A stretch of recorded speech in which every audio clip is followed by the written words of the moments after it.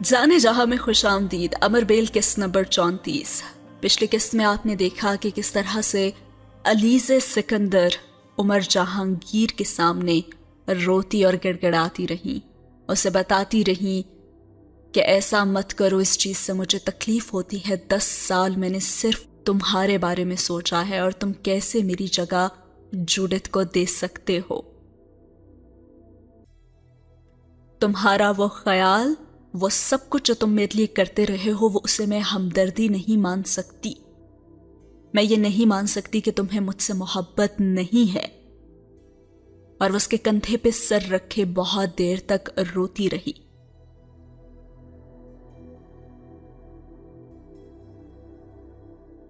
और उसके बाद आज के एपिसोड में आप जानेंगे कि उमर जहांगीर ने ऐसा क्यों किया, या फिर वाकई में उसके लिए उसकी कोई फीलिंग्स नहीं थी, या इन 10 सालों में वो उसके साथ किस रिश्ते के तहत रहता रहा, या उसका ख्याल या उसकी परवाह उसने क्यों की। और जिस चिट चैट की आप लोग कमेंट सेक्शन में बता रहे थे कि जरूरत थी कि वो दोनों आपस में बैठें और बात करें और वो सब कुछ बाहर निकालें जो उनके दिलों में है, जो उन्हें तकलीफ दे रहा है, तो आज वो सारी चीजें बहुत हद तक क्लियर हो जाएंगी। नॉवेल में आगे बढ़ने से पहले अगर आपने अभी तक चैनल को सब्सक्राइब नहीं किया तो अभी सब्सक्राइब कर लें, और जनाब लाइक करना तो बिल्कुल ना भूला करें। जितने लाइक्स आते हैं उतना ही दिल खुश होता है, तो आप चाहते हैं कि हमें भी कोई खुशी मिले तो प्लीज लाइक का बटन जरूर दबाया करें। तो चलिए बढ़ते हैं नॉवेल की तरफ।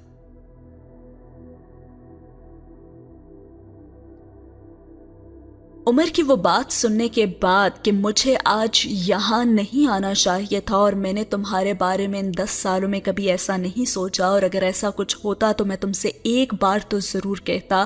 कोई वादा, कोई इस तरह की कमिटमेंट क्या मैंने आज तक की?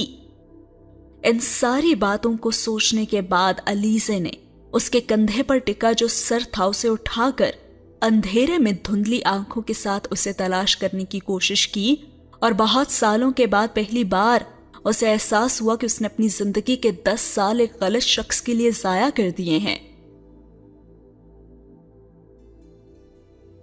उसके नजदीक अलीज़े की क्या अहमियत थी, उसके नजदीक उसके आंसू क्या मायने रखते थे, और उसके नजदीक उसकी खुशी की क्या हैसियत थी। इनफैक्ट उसके नजदीक अलीज़े क्या थी। और 10 सालों के बाद पहली बार उसने आईने में अपने चेहरे को आंखें बंद करके देखने की कोशिश करने के बजाय आंखें खोलकर देखने की कोशिश की, और अपने कांपते हुए हाथों को उसने उमर के बाजू से हटाया। और उसके बाद अब उमर जो उसके सामने तल्ख बातें लाने वाला है, उसके बाद या तो अलीज़े और टूट जाएगी या फिर अलीज़े स्ट्रांग हो जाएगी। तो शुरू किया उमर सिकंदर ने इस बात से, अलीज़ा तुम आज भी वही हो जहां मैंने तुम्हें इतने साल पहले देखा था। तुम में कोई तब्दीली नहीं आई। पहले भी तुम्हारी सोच बचकाना थी और आज भी है। और अलीज़ा अंदाजा नहीं कर पा रही थी कि वो उसे झड़क रहा था या फिर उसे आईना दिखा रहा था। और हाँ, तुम्हें इस बात पर यकीन आए या ना आए, बहरहाल मैंने इन 10 सालों में कभी भी तुम्हारे लिए कुछ महसूस नहीं किया। हर अलीज़े ने अपने होंठ भींच लिए। मैं बहुत कोशिश करूं तो भी मैं अपने अंदर तुम्हारे लिए कोई खास किस्म के जज्बात दरियाफ्त करने में नाकाम हो जाता हूं। और मैंने बारहा खुद को टटोला, लेकिन मेरे दिल से कोई आवाज नहीं आई। क्या इसका मतलब ये नहीं है कि मुझे तुमसे मोहब्बत नहीं है? अब उमर जहांगीर की सफाक हकीकत पसंदी अरूज पर थी, वही सफाकी जिसके लिए वो मशहूर था। अलीज़ा 10 साल में कभी ऐसा हुआ कि मैंने तुमसे इजहार मोहब्बत किया हो? नहीं ना, मैंने ऐसा कुछ भी नहीं किया। अगर दुनिया में मोहब्बत नाम का कोई जरासीम मौजूद भी है तो मैं यकीन तुम्हें दिलाता हूं कि उससे मेरा दिल कभी मुतासिर नहीं हुआ। और अब अलीज़ा रो नहीं रही थी, उसके आंसू रुक चुके थे और वो पलकें झपकाए बगैर अंधेरे में अपने से चंद इंच दूर اس شخص کو دیکھ رہی تھی جس سے اس نے اپنی زندگی میں سب سے زیادہ چاہا تھا.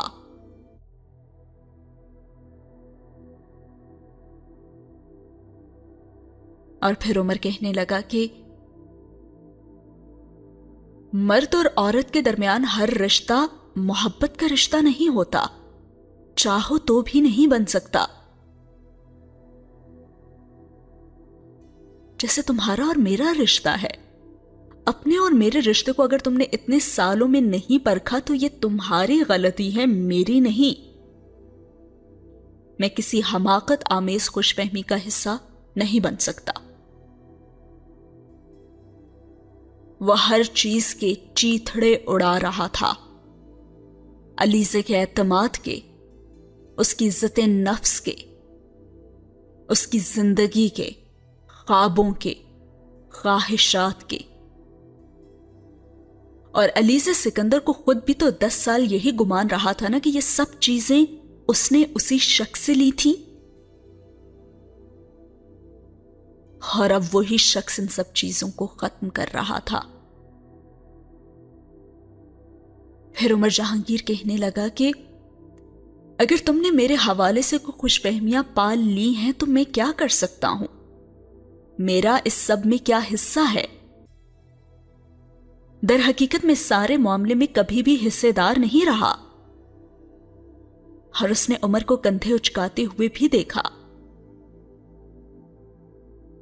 میں تو اتنے سالوں میں سینکڑوں لڑکیوں سے ملتا رہا ہوں اور میں سب کے ساتھ ہی فرینڈلی رہا ہوں. سب کے ساتھ میرا ایک ہی جیسا رویہ رہا ہے، اور میرے لیے تم بھی ان سب سے مستثنا نہیں تھی. اور وہ دم بخود تھی.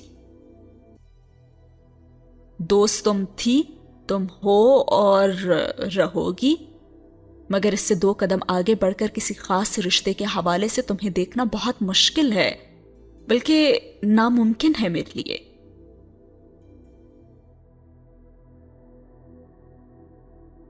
Road, harsh, butter. اس سے پہلے اس نے عمر کو دوسرے لوگوں کے ساتھ ان خصوصیات کا استعمال کرتے ہوئے دیکھا تھا، لیکن آج وہ اس پر یہ سب استعمال کر رہا تھا. شادی کوئی ون سائیڈڈ افیئر نہیں ہوتی اور نہ ہی اسے بنانے کی کوشش کرو. یہ ایسا نہیں ہوتا کہ تم نے کہا اور میں نے مان لیا.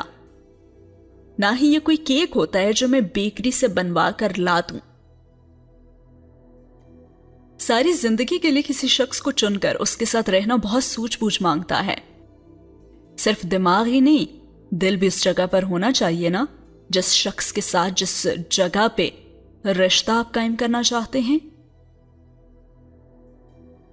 اور اس کی آواز میں ٹھنڈک تھی جو کہ اسے عمر سے پہلی بار ملی تھی. دیکھو، گرینی نے مجھ سے تمہارے بارے میں بات کی تھی تو میں نے انکار کر دیا. مجھے تو سوچنے کی ضرورت بھی نہیں پڑی. It was like a reflex action. کوئی ہچکچاہٹ، کوئی تامل، کوئی تردد، میں نے کچھ بھی محسوس نہیں کیا. تو اس کا صاف صاف مطلب تو یہی ہے نا کہ جن خواتین کے بارے میں نے کبھی کچھ خاص جذبات محسوس کرنے یا خاص خیالات رکھنے یا پھر آسان لفظوں میں جن سے شادی کے بارے میں سوچنے کی کوشش کی، ان میں تم کبھی آئی ہی نہیں، نہ شعوری طور پر اور نہ ہی لاشعوری طور پر. ہر علیزے کو اب اپنے ہونٹ خشک ہوتے ہوئے محسوس ہو رہے تھے. اور اب اگر پھر صرف تمہاری ضد پہ یہ یک طرفہ شادی ہو جائے تو کیا ہوگا؟ A total disaster. اور میں تو بھائی زندگی میں سارے حساب کتاب کر کے رسک لیتا ہوں. آنکھیں بند کر کے سوچے سمجھے بغیر کسی کھائی کو سوئمنگ پول سمجھ کر اس میں چھلانگ لگانے کا عادی نہیں ہوں میں علی سے. اور تم مجھ سے یہی سب کچھ چاہتی ہو. اور اب علی سے پانی پینا چاہتی تھی کیونکہ اس کے حلق اور بدن پر کانٹوں کا جنگل اگایا تھا. ہاں، یہ ممکن ہے کہ تم مجھ سے شادی کر کے خوش رہو، مگر سوال تو یہ ہے نا کہ کیا میں بھی خوش رہ سکتا ہوں؟ کیا تم نے میری خوشی کا سوچا ہے؟ तुमने तो नहीं सोचा होगा। मैं किसी शॉपिंग आर्केड के किसी शोकेस में लगी हुई चीज नहीं हूं जो तुम्हें पसंद आ जाए और तुम हर कीमत पर उसे घर ले जाने पर तुल जाओ। उसका अंदाज काफी तल्ख था और अलीज़े पे उसकी बातें बहुत असर कर रही थीं।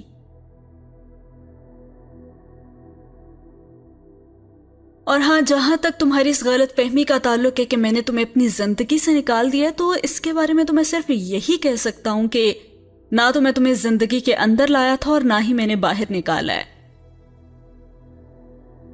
तुम जिस रोल में मेरी जिंदगी में मौजूद हो उस रोल में हमेशा रहोगी। हाँ, मगर तुम जो रोल लेना चाहती हो वो मेरे लिए नाकाबिले कबूल है। अगर इस बात को तुम जिंदगी से निकाल देना समझती हो तो मैं इसके बारे में क्या कह सकता हूं।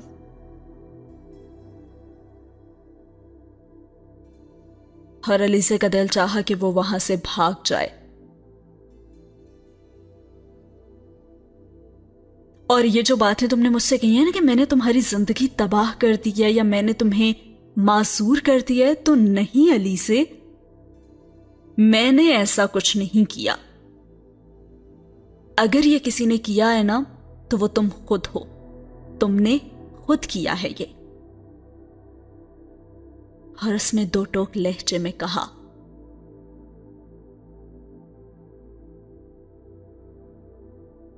और वो आखिरी बात, जहां तक जुन्नैद का ताल्लुक है और उसके साथ तुम्हारी वफादारी का सवाल है या फिर तुम्हारी खुशी का मसला है, तो इसके बारे में मैं क्या कह सकता हूं सिवाय इसके कि ये भी सिर्फ और सिर्फ तुम्हारा मसला है। और तुम्हें इन दोनों चीजों के बारे में मंगनी से पहले सोच लेना चाहिए था। तुम्हें यह महसूस होता था कि तुम उसके साथ खुश नहीं रह सकती, तो तुम्हें उससे मंगनी करना ही नहीं चाहिए थी। किसी ने यकीनन तुम्हें प्रेशराइज तो नहीं किया होगा ना इस प्रपोजल के लिए कि तुम यहीं शादी करो। तुम ना करती ना, तुम्हारी मर्जी। और वो उसे मसले का हल नहीं बता रहा था, वो उसे उसकी हमाकत जता रहा था। बल्कि अब भी मंगनी तोड़ दो अगर तुम्हें यही महसूस होता है कि तुम्हें वो पसंद नहीं है या फिर वफादारी और खुशी का सवाल है, तो ठीक है, ये रिश्ता खत्म कर दो ना तुम। अभी तो सिर्फ मंगनी हुई है और मंगनी तो कोई ऐसा बड़ा रिश्ता नहीं होता जिसके बारे में दोबारा ना सोचा जा सके। और अब अलीज़े को अपने हाथ पैर सुन्न होते हुए लग रहे थे। और वो यहां रुका नहीं, कहने लगा कि अगर इस खुशी और वफादारी के इशू को तुम मेरी जात से मुंसलिक कर रही हो तो फॉरगेट अबाउट इट। मुझे हर चीज, हर ताल्लुक, हर रिश्ते, हर बैकग्राउंड, हर फोरग्राउंड से निकाल कर देखो। मुझे भूल कर जुनैद को जज करो। फिर भी अगर तुम्हें यही लगे ना कि वो तुम्हारे लिए ठीक नहीं है, तो ये रिश्ता खत्म कर दो।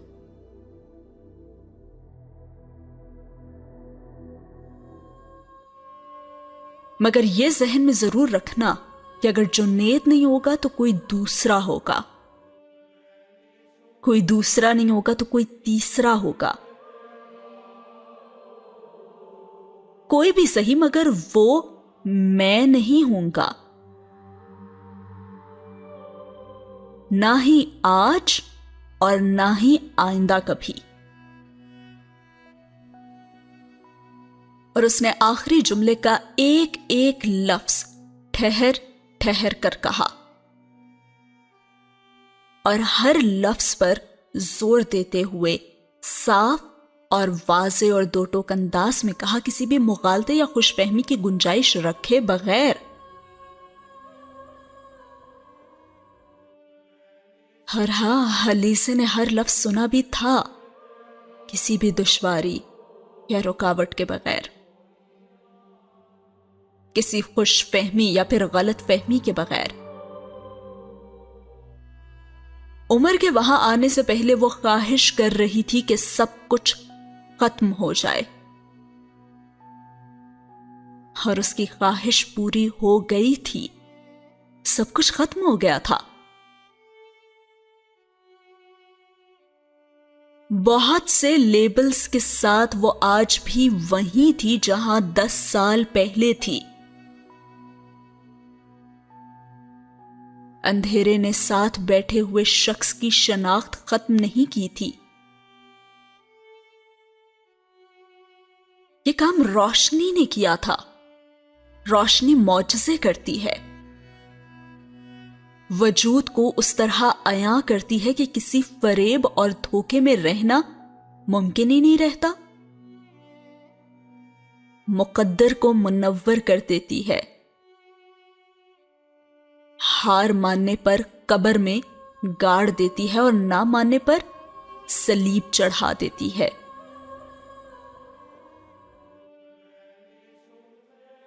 بس چیزوں کو ان کے مقام پر نہیں رہنے دیتی۔ پارس چھوئے بغیر بھی انسان سونا بن جاتا ہے اور آگ کے پاس آئے بغیر بھی موم کی طرح پگھلنے لگتا ہے۔ ہاں، روشنی واقعی معجزے کرتی ہے۔ اور اب وہاں پہ خاموشی تھی، مکمل خاموشی۔ علیزے کبھی بھی کسی اجنبی کے اتنا قریب نہیں بیٹھی تھی، لیکن شاید آج بیٹھی ہوئی تھی۔ وہ انتظار کر رہی تھی کہ عمر کچھ اور کہے، کچھ اور ملامتیں، اور عمر شاید ان تمام باتوں کے جواب میں اس کی طرف سے کچھ کہے جانے کا منتظر تھا۔ شاید چند وضاحتیں، معذرتیں، پچھتاوے اسے توقع تھی کہ علیزے اسی طرح کا اظہار کرے گی۔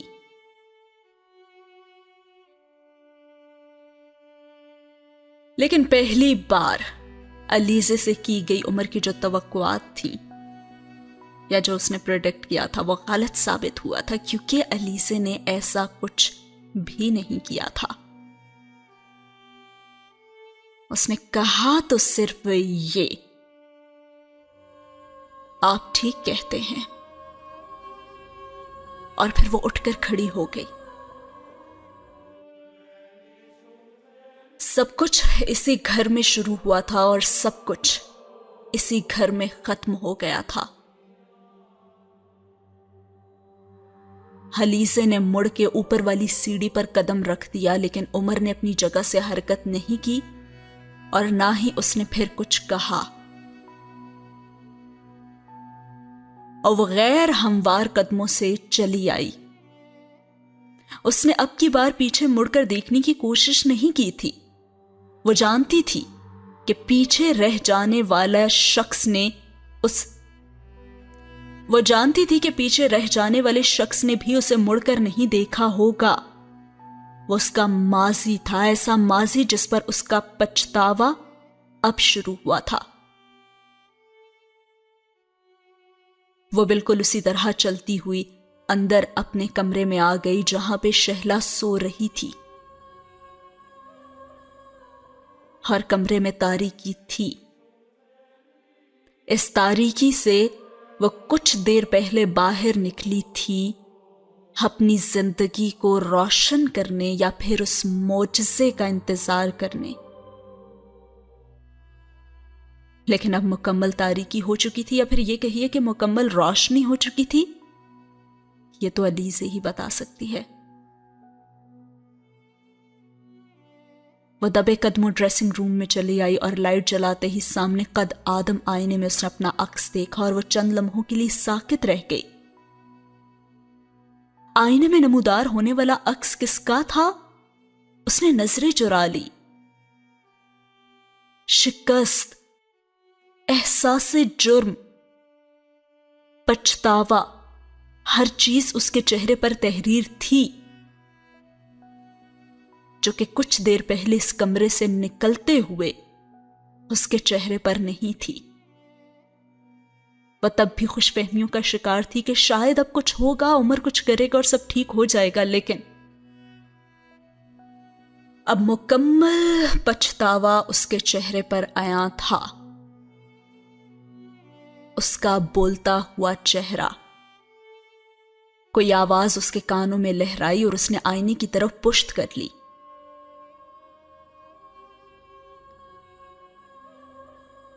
وہ اس وقت وہاں مزید کسی ماتم کے لیے اب نہیں آئی تھی اور ماتم کی گنجائش رہی ہی کہاں تھی۔ اب وہ باتھ روم میں چلی گئی اور چہرے پر پانی کے چند چھینٹے مار کر اس نے ان ابھرتی ہوئی تحریروں کو مٹانے کی کوشش کی۔ نیم گرم پانی نے اس کی سوجی ہوئی آنکھوں کو قدرے سکون پہنچایا اور وہ بنا سوچے سمجھے کسی مشین کی طرح چہرے پر پانی کے چھینٹے مارتی گئی۔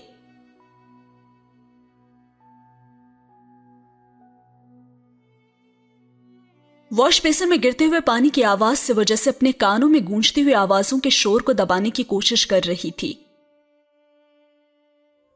اور جب وہ اس میں ناکام رہی تو اس نے ہار ماننے والے انداز میں چھینٹے مارنا بند کر دیے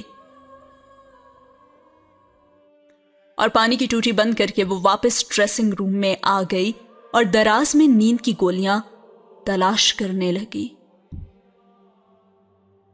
واپس نیم تاریک بیڈ روم میں جا کر وہ ایک گلاس میں پانی لے کر ڈریسنگ روم میں آئی اور اس نے 2 گولیاں پانی کے ساتھ نکل لی۔ پھر وہ ڈریسنگ روم کی ایک دیوار کے ساتھ ٹیک لگا کر فرش پر بیٹھ گئی۔ اس کے ہاتھ میں پانی کا گلاس ابھی بھی موجود تھا مگر اس میں پانی نہیں تھا اور وہ خالی الذہنی کے عالم میں گلاس کو دونوں ہاتھوں کے درمیان گھماتی رہی۔ وہ نیند کا انتظار کر رہی تھی۔ واحد چیز جس کے سوا اسے اس وقت اور کسی چیز کی ضرورت نہیں تھی، صرف نیند ہی اسے ان آوازوں سے چھٹکارا دلا سکتی تھی جنہوں نے اس وقت اس کے پورے وجود کو گنبد بنا کر رکھ دیا تھا۔ آوازیں، بازگر، سرگوشیاں، ہنسی، کہے، وہاں کیا نہیں تھا؟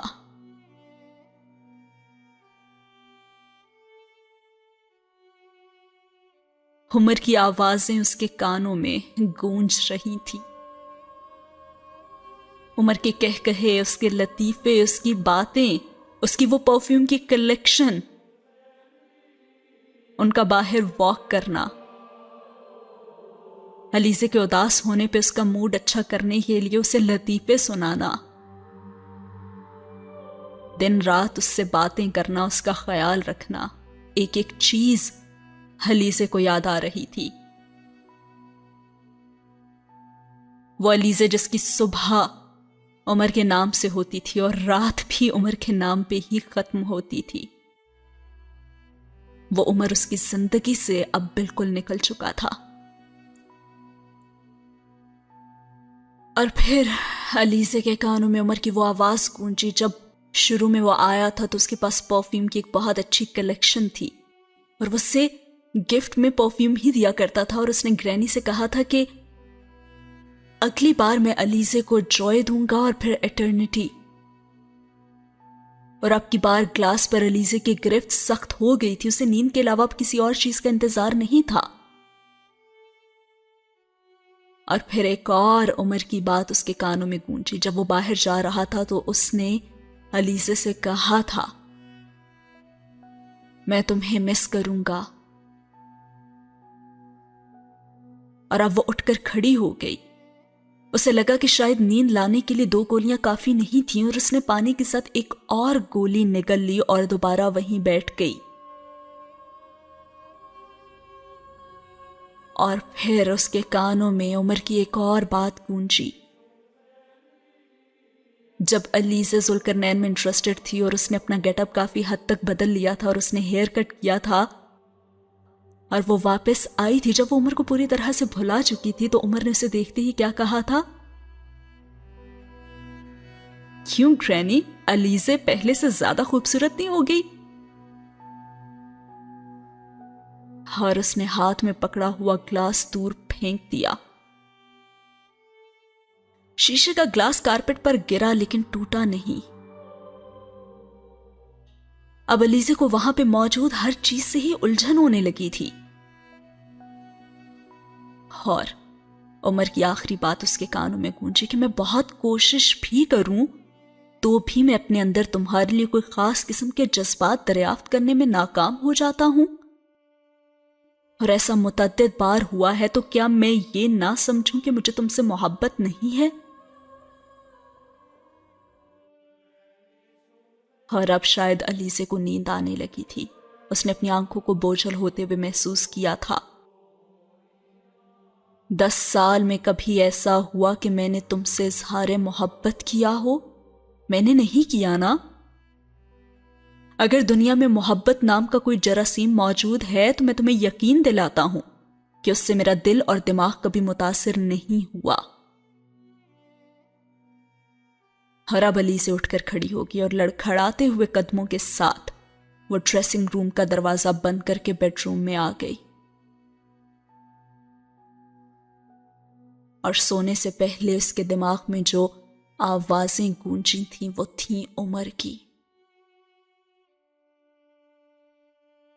مرد اور عورت کے درمیان ہر رشتہ محبت نہیں ہوتا، چاہو تو بھی نہیں بن سکتا جیسے تمہارا اور میرا رشتہ ہے۔ اپنے اور میرے رشتے کو اگر تم نے اتنے سالوں میں کبھی غیر جانبداری سے نہیں دیکھا تو یہ تمہاری غلطی ہے۔ میں کسی بھی کامیڈی آف ایررز کا حصہ نہیں بن سکتا۔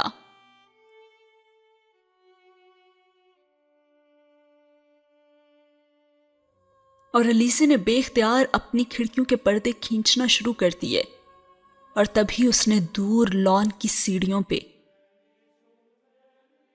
ابھی بھی اس شخص کو وہاں پہ بیٹھے ہوئے دیکھا تھا جہاں پہ وہ کچھ دیر پہلے موجود تھی۔ سگریٹ کا شعلہ ابھی بھی اسے نظر آیا تھا،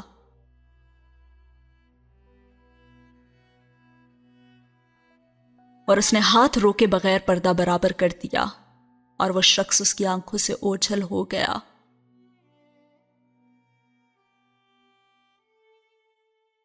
اور اب نیند پوری طرح سے اس پر غالب آ چکی تھی، اور اب اس سے عمر کے کہے ہوئے پورے جملے نہیں سنائی دے رہے تھے، بلکہ رینڈملی کچھ الفاظ، کچھ جملے کانوں میں اس کے گونج رہے تھے۔ تم نے اپنے آپ کو خود برباد کیا ہے، جنید کے ساتھ منگنی تمہارا مسئلہ ہے، میں کھائی کو سوئمنگ پول سمجھ کر اس میں چھلانگ لگانے کا عادی نہیں ہوں، ٹوٹل ڈیزاسٹر، لیکن وہ میں کبھی نہیں ہوں گا، نہ ہی آج نہ ہی آئندہ کبھی۔ ہاں، وہ بیڈ پر لیٹ چکی تھی، آوازیں، جملے اور لفظ آپس میں بے ربطگی سے گڑمٹ ہو رہے تھے۔ اسے اب بے تحاشا نیند آ رہی تھی، اور اس نے تکیے پر سر رکھ دیا اور آنکھیں بند کر لی۔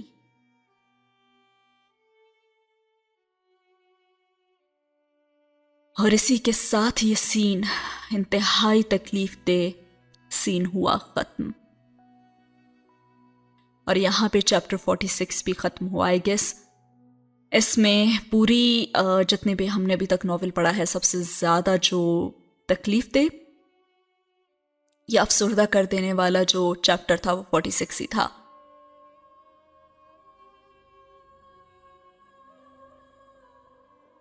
جس میں ان کڈنیپرز کی باتیں ہوئیں، جس میں الیزے کی زندگی کے اتار چڑھاؤ، اور آخرکار عمر نے اپنی اصلیت دکھا دی۔